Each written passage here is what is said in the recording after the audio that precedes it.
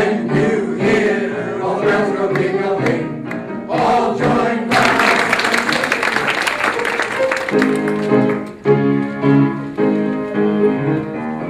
Happy days are here again, the skies above are clear again. Let us sing a song of cheer again. Happy days are here again. All together shouting now, there's no one who can doubt it now. Let us tell the world about it now.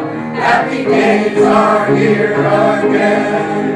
Your cares and troubles are gone. There'll be no more from now on. Happy days are here again. The skies above are clear again. Let us sing a song of cheer again. Happy times, happy nights, happy days are here again.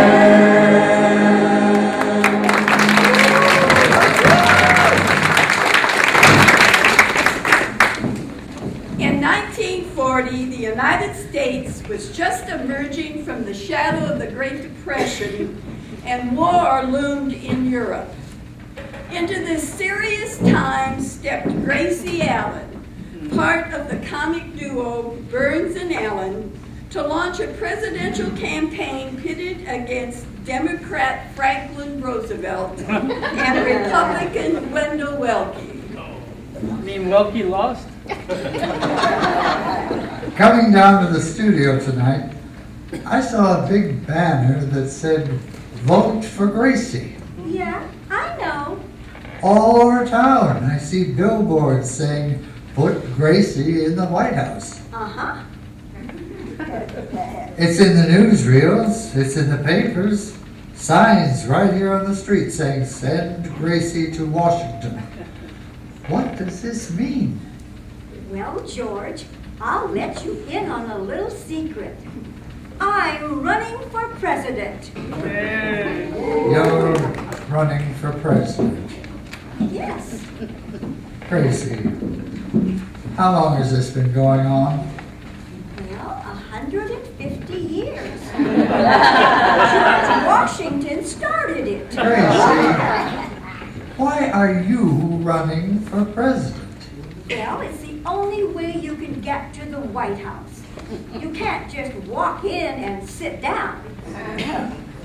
The idea is preposterous. And not only that, but it pays good money. Look, you don't stand a chance. Presidents are born. What do you think I was? Hatched? Listen, there's nobody who would be happier about your success than I would. But in the entire history of the United States, there has never been a woman president. Yeah, isn't it exciting? And I'd be the first one.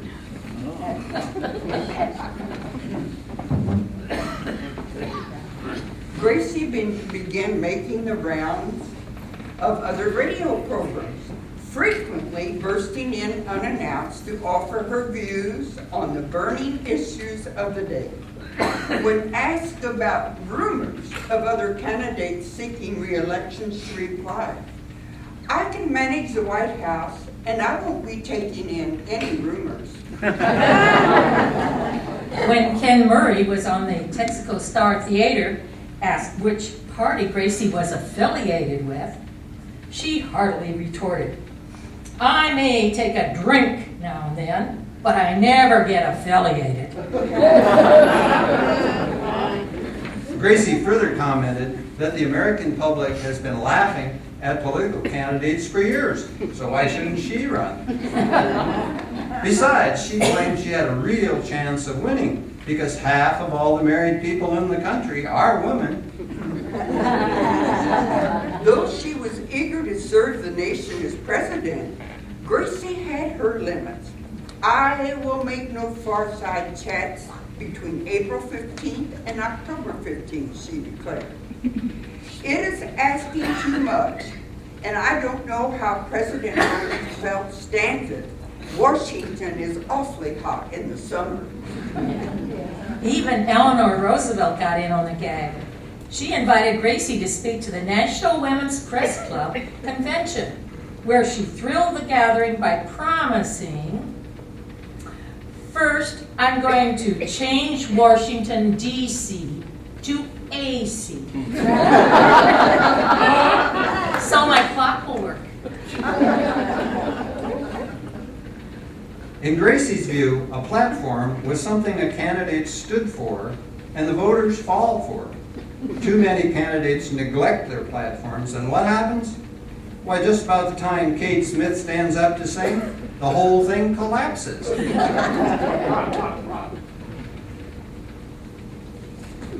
Gracie had her platform brought up by a movie set designer, so it would be very impressive from the front, but not too permanent. After all, there's no sense putting a lot of time and thought into something you have no use for after you're elected. Frank, I sent a telegram to my campaign chairman in the Middle West, Oh, good. and he said he couldn't get any support from the Farm Belt. So what? So I told him to wear suspenders. What if the county seat has 2 pairs of pants? Oh, George, you just say that stuff to make me say silly things so people will laugh at me. Gracie, what is going to be the name of your party? Well, you've heard of the Democratic Party and the Republican Party. Yes. Well, mine is going to be the Surprise Party. What? Surprise Party. Surprise. S-U-R-P-R-I-S-E. S for screwy, U for useless, Yeah, and R for reading, writing, and arithmetic. P for pinhead, And an R for oysters, R in season. And an I for an eye. and tooth for a tooth, And S for some fun. And E for pencil. E for pencil, Ever sharp. Why did you decide to call it the Surprise Party? Well, my mother was a Democrat and my father was a Republican. And when I was born, I was a surprise. Now that you have the name for the party, you need a mascot. Yes, the Democrats have a donkey and the Republicans have an elephant. what have you got, a squirrel? Oh, I wish I would have thought of that. But I posed with a kangaroo. A kangaroo, Yes, it's leap year. And it made a wonderful campaign picture. I'll bet. It's the mama kangaroo with the baby kangaroo sticking its head out of the pouch and, A baby kangaroo sticking his head out of the pouch. yeah, and it's going to be my election slogan. What's the slogan? It's in the bag. The mascot, a kangaroo named Laura, and the slogan, "It's in the bag," demonstrated the level of confidence Gracie had in her campaign, as well as the fact that Laura was a recent mother. Another popular campaign slogan, "Down with common sense, vote for Gracie Allen." For her campaign buttons, she chose ones that were sewn on, so the people couldn't change their minds and vote for somebody else. Besides, none of the people who would vote for her have all their buttons, so they could sew on hers where it would do some good. Songwriter and close friend Charles Henderson composed the Surprise Party's campaign song, a modest ditty entitled simply, Vote for Gracie.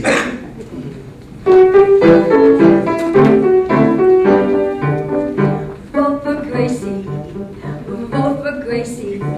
She's the best little skipper in the land. Vote for Gracie, vote for Gracie. Won't you please give this little girl a hand? That's me. Even big politicians don't know what to do. Gracie doesn't either, but neither do you. So vote for Gracie. To win the presidential Gracie, $1,000,000 strong. That's right, you can't go wrong. Vote for Gracie, keep voting all day long. Voting all day long, keep voting all day long. Fill up the ballot box, keep voting all day long. Gracie, Gracie, rah, rah, rah! My friends, are you for Gracie? Yeah! Well, thanks. Now, who would like to hear George sing a chorus?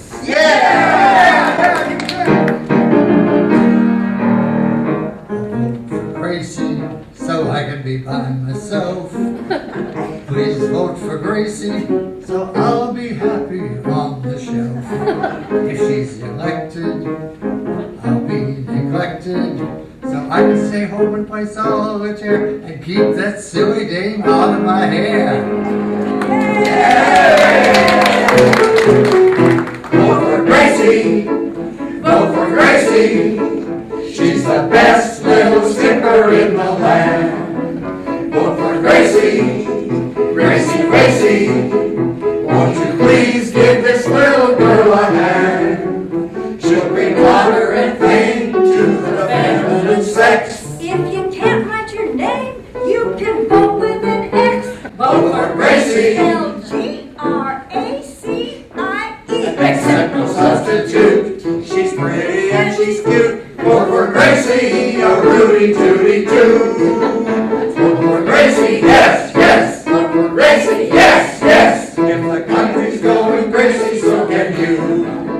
Vote for Gracie, vote for Gracie.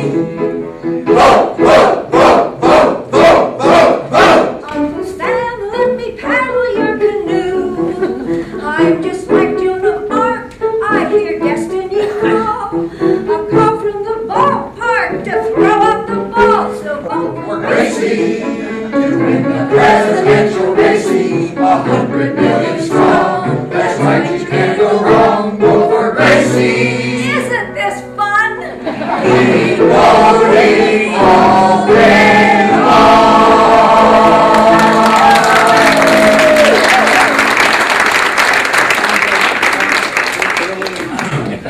Mr. Henderson can be rented for private parties. Let him write your campaign song too. Just give him the melody and lyric, and he does all the rest. 2 flights up, $2 down, and tell him Gracie sent you. Gracie, have you any idea what a person has to be before they become president? Sure, they're elected. The whole thing is absurd. Oh, stop worrying, George. I may not even be elected till next November. Well, that's a load off my mind.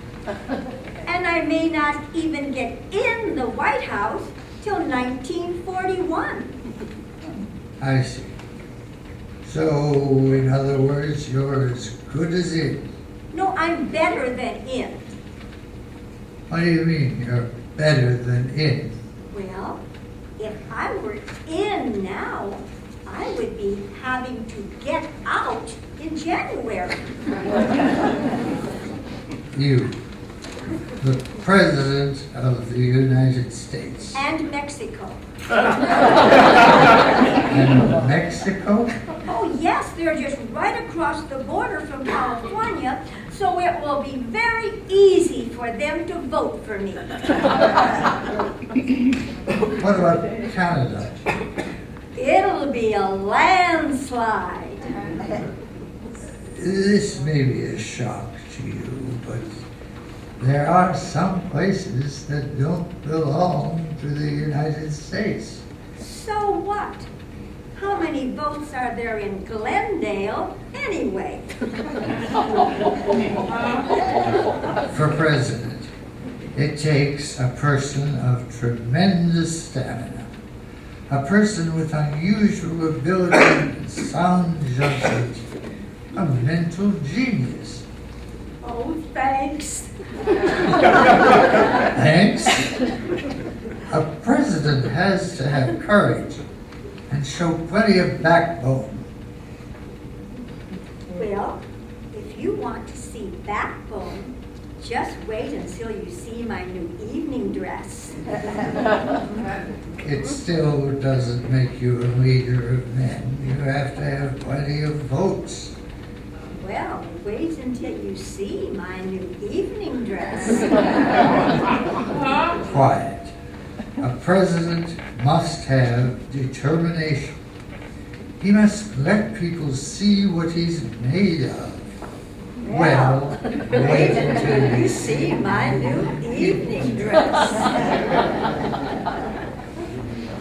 It was Gracie's belief that over and above everything else, the candidate of today must have glamour. She stated, the plain man went out when newsreels came in.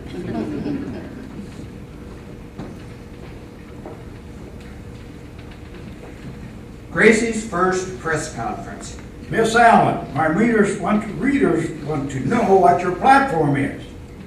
Well, it's knotty pine, edged in oak, and inlaid with California redwood.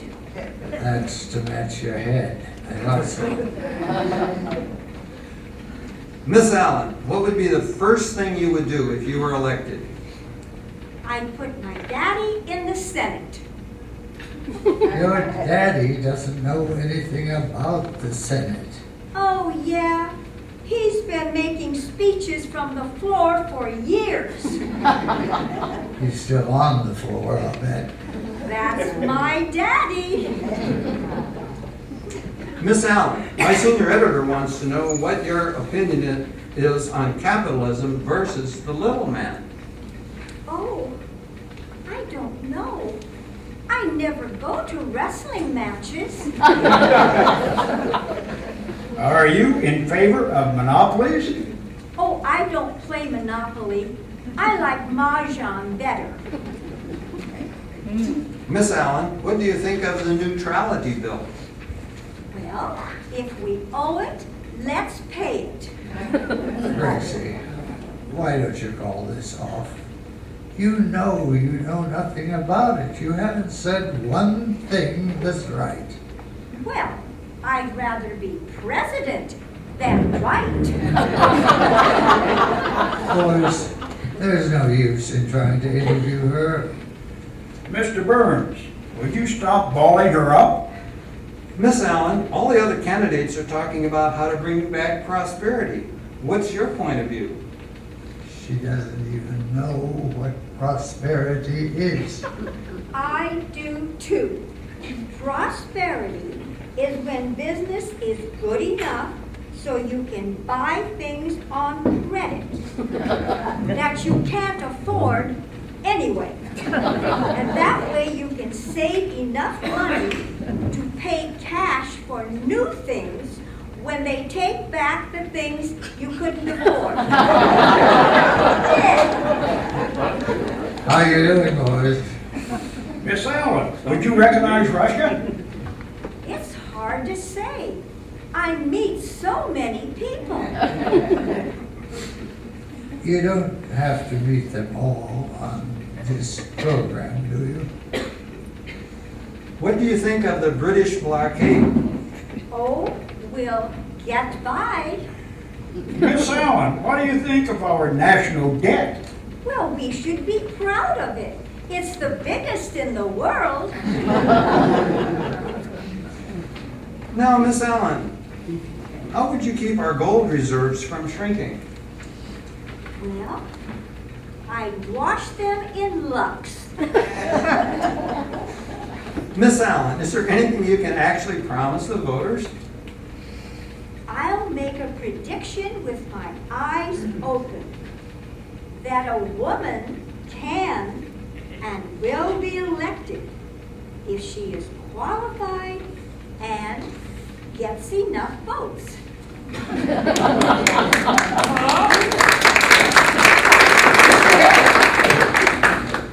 She also told the reporters she had some surprises up her sleeve, along with a box of raisins for an election night snack.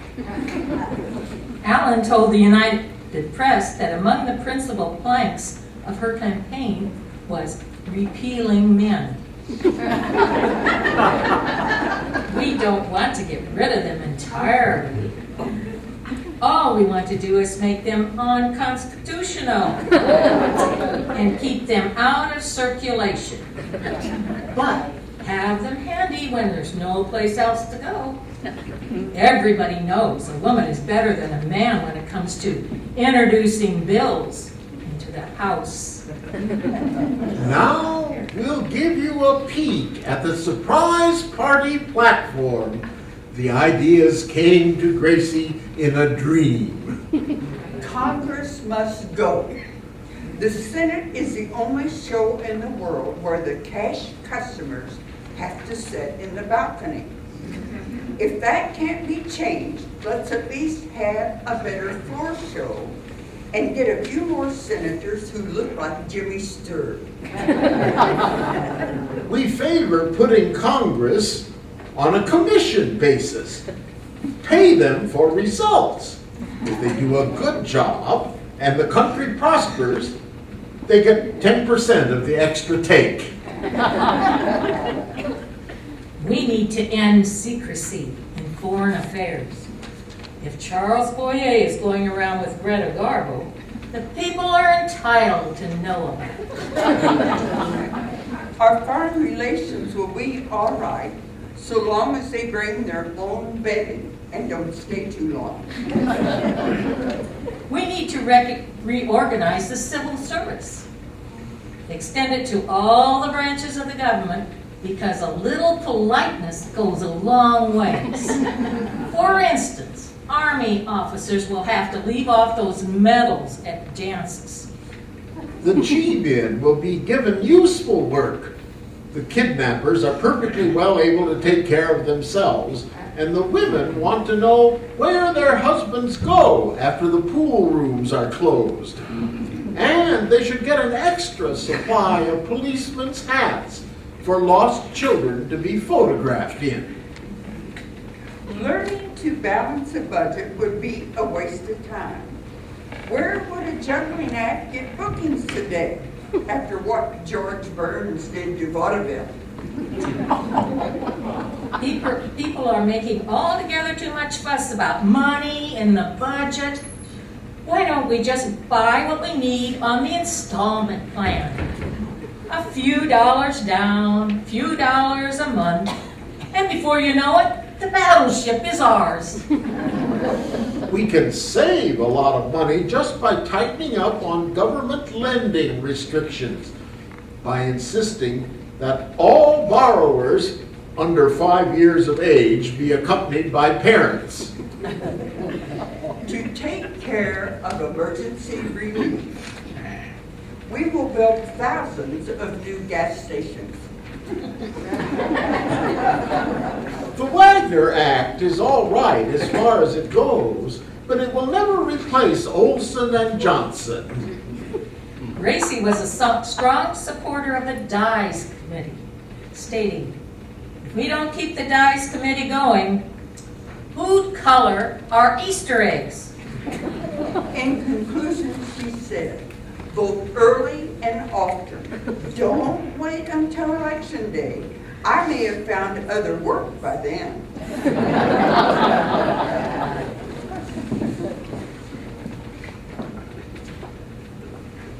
George and Gracie discussed the National Recovery Act, NRA, which provided protection for the worker, including the creation of a minimum wage.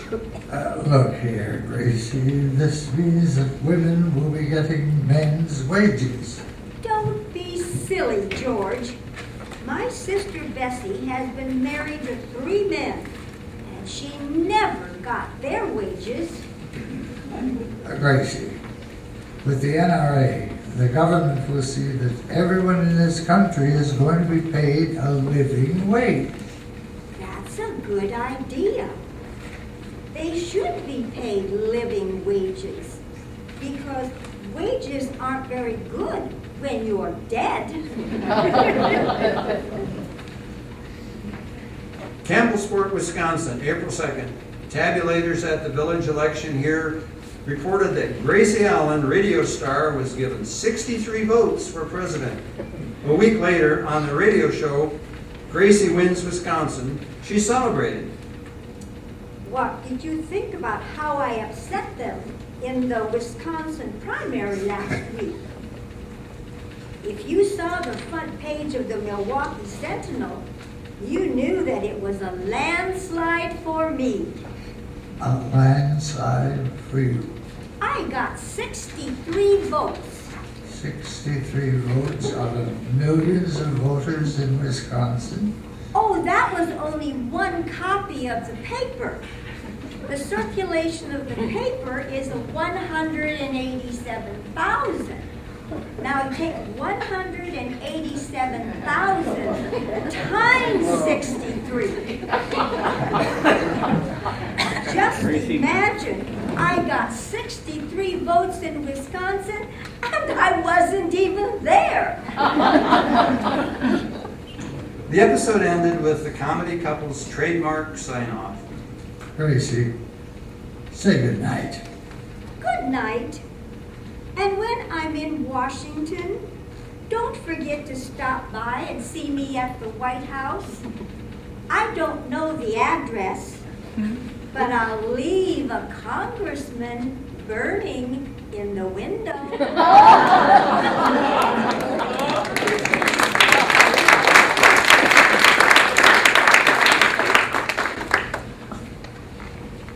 The bandwagon effect began in St. Louis with one write-in vote for president. Once established, the pattern repeated in Chicago.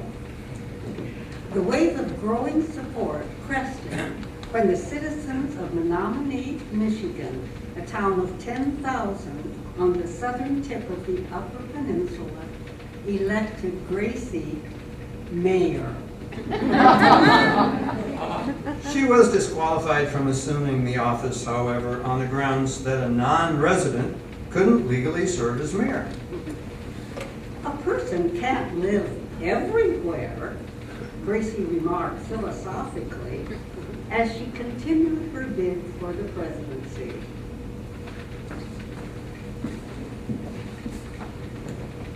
The Union Pacific Railroad and the City of Omaha staged an Old West festival called Golden Spike Days to promote the release of the movie Union Pacific, during which the men grew beards and everyone wore traditional Western costumes. The Union Pacific Railroad also provided Gracie a campaign train for a whistle-stop tour to the surprise party convention in Omaha. On May 9th, 1940, Gracie, George, and their entourage boarded the train in L.A., and as the train pulled out of Hollywood Station, the whistle played "Vote for Gracie."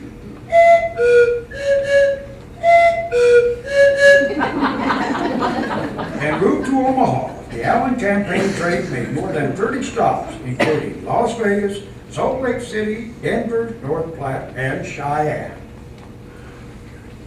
Gracie thought their conductor was Clark Gable because when she told him who she was,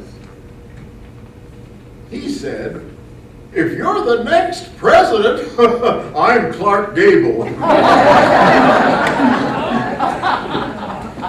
Her first stop was Riverside, California, where her opening remarks in front of 3,000 people were, As I look at your trusting, and loving faces, tears come into my eyes.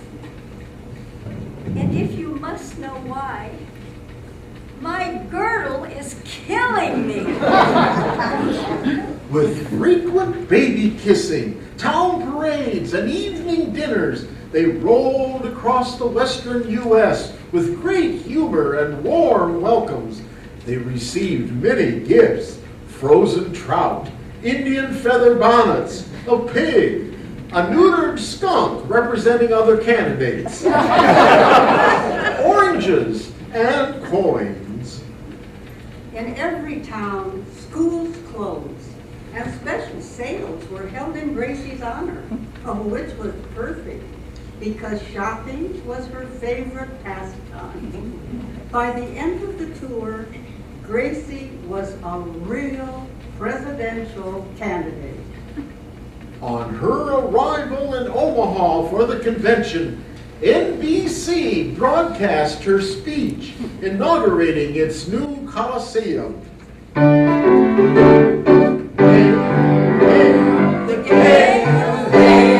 gang's all here.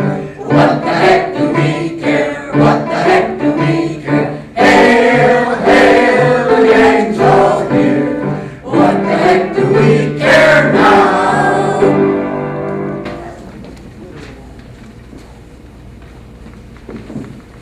In her book, How to Become President, Gracie wrote about how conventions should be run. She believed they should be streamlined. Streamlining being the process of reducing wind resistance. Also, the boys in the back room had to go so we can give the game back to the delegates. Gracie thought too many ballots were taken. Here is her solution. First, I will have a nominating speech which will last 3 hours. Then I will have a seconding speech which will last 4 hours. And then I will sing. By then the delegates will have been worn down and I will announce, all in favor of Gracie Allen for president, say aye. All not in favor of Gracie Allen for president, say aye. The ayes have it. And then I will carry the fight to the country which hasn't seen a good one since the long count. On May 17, 1940, 2,500 delegates nominated Gracie Allen for President of the United States. There was no vice president on the ticket. Gracie had warned all along that she would tolerate no vice in her administration. Here are excerpts from the expurgated version of Miss Allen's famous keyhole speech, in which she laid down the gauntlet to the major parties and defied them to pick it up without stooping. This is the greatest night of my life. How glorious it is to be here in Omaha among my friends. For you are my friends, at least until the election. I can say in all truthfulness that when last I tire of the mad whirl of modern life and want to find a place to die in, this is it. If I knew what the Republicans and Democrats are going to promise, everything they offer could go for me too. But a certain well-known bookie, whose name must remain confidential until I find it out, has written that the other parties are holding off just so they can pattern their keyhole speeches after mine.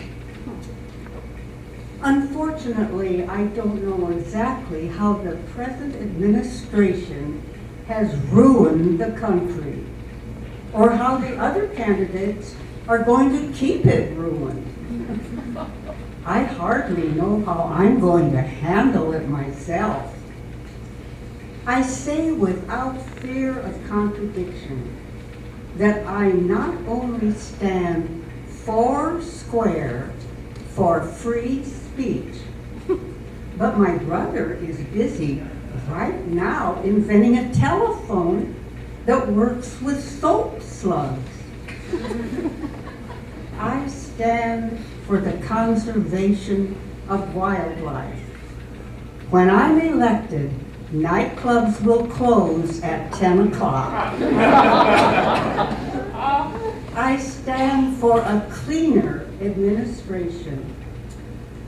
No senator who can't hit his spittoon on his first try truly represents the aims of my party. Even if he does claim that he tried to bank his shot on the Cracker Barrel. I stand for a lot of other things too, but what working girl doesn't? So wake up, America. Your country needs me, and I can be had. Let's all pull together and make these United States the grandest place in this whole country. I see a vision, a glorious vision, a united people marching forward, shoulder to shoulder, giving all for the common good, working while I whistle.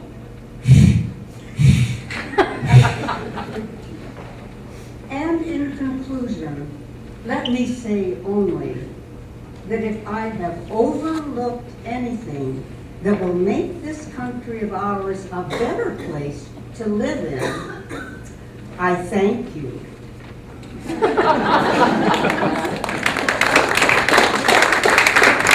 The campaign continued on Burns and Allen's show, which started each week with the campaign's theme song.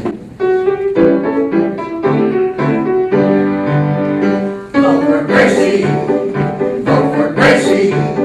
She's the best little skipper in the land. Vote for Gracie, vote for Gracie. Won't you please give this little girl a hand? Even big politicians don't know what to do. Gracie doesn't know either, but neither do you. So vote for Gracie to win the presidential race. 100 million strong, that's right, you can't go wrong. Vote for Gracie, keep voting all day long.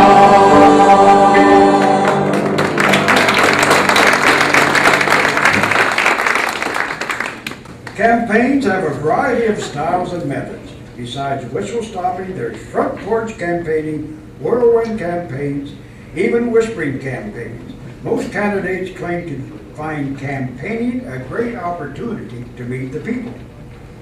The mainstay of the campaign portrayal, besides kissing babies, is shaking hands.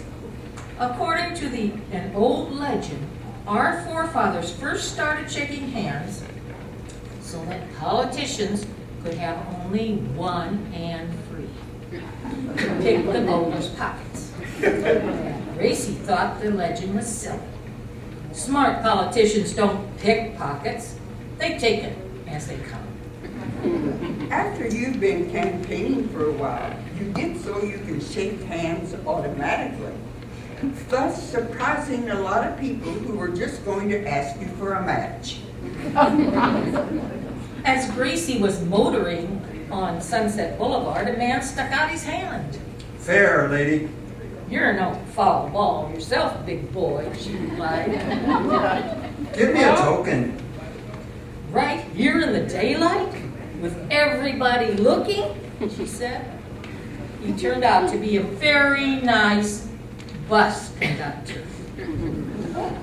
She decided that when she was president, she would make the conductor superintendent of general delivery, stating, "He's too big a boy to be playing post office for nothing."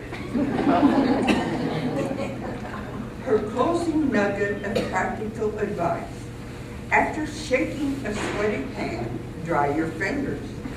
After shaking a fascist hand, count them. Gracie wrote the following letter to all other presidential candidates of the United States of America.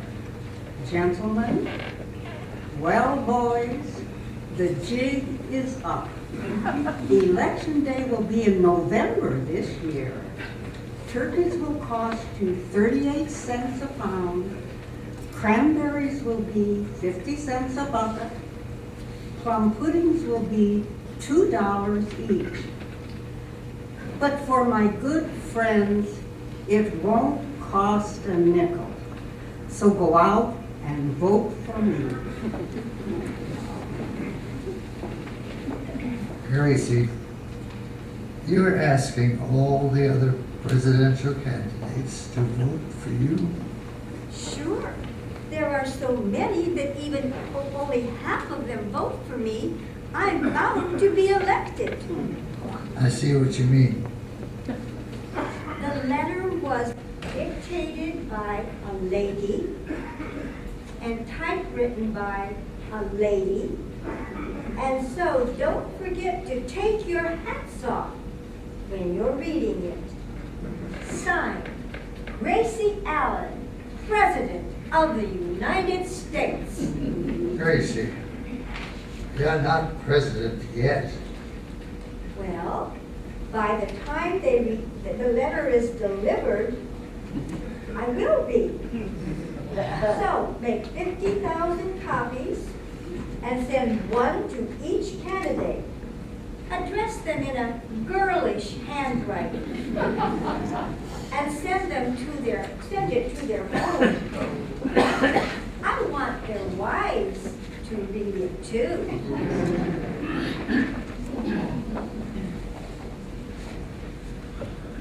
Gracie further stated, so the people will realize they have an acting president. I'm not going to sit back and rest my reputation on my laurels. No, sir. There'll be some changes made. She wanted to have an astrologer in the cabinet to tell her what the stars are going to do. If the stars are going to wear their skirts longer next year, the women of this country ought to know about it. She decided to print a few decent recipes in the congressional record. So when those foreign diplomats came around the State Department and asked what's cooking, she could give a sensible answer. She didn't agree with people who wanted to enlarge the fleet. She didn't see how the fleet got into those pants the way it was. Gracie also wanted to rearrange things in the White House.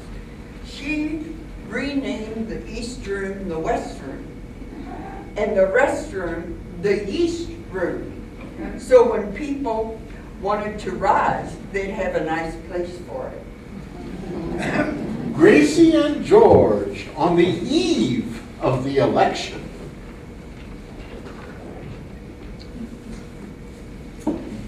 Gracie wrote in her diary, after all, I've done everything a girl could. The ballot boxes are all stuffed with sage dressing. The table is groaning under its load of delicious resolutions. And the 500 white Rolls Royces are waiting to take my voters to the polls. Voters who are going to put a check by my name. I hope they make it out to cash. She closed with, tomorrow, if it only rains. My voters are the only ones who don't know enough to stay in out of the wet. It'll be a mudslide. Ladies and gentlemen of the surprise party, I really don't know what to say, except that here on the eves of Gracie's elevation, I feel like a Chicago gangster. I'm just going along for the ride. All I've been doing lately is attending a lot of Gracie's political banquets. A political banquet is an affair where they serve you food according to your importance. I've been bringing my own box lunch. For hours, Gracie sits and tells how she's going to balance the budget, how she's going to lower taxes and raise wages, how she's going to pay the national debt, and then she turns around and wants to borrow $2 till Inauguration Day. But I hope Gracie is elected. I'd be a very happy man to have around the house. Why, I can do several things nobody knows about. I can eat grapefruit without squinting. I can shave without getting lather on my cigar. And I can act just as though nothing happened when some diplomat uses a guest towel. I gotta go now. I got a headache, and I've got to take it to Washington.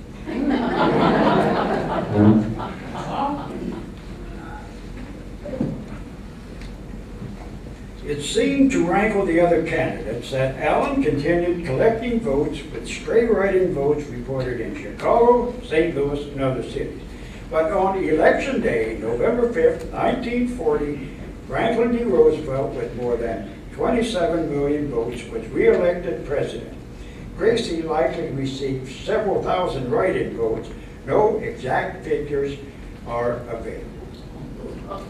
Burns and Allen, it turns out, never moved to 1600 Pennsylvania Avenue.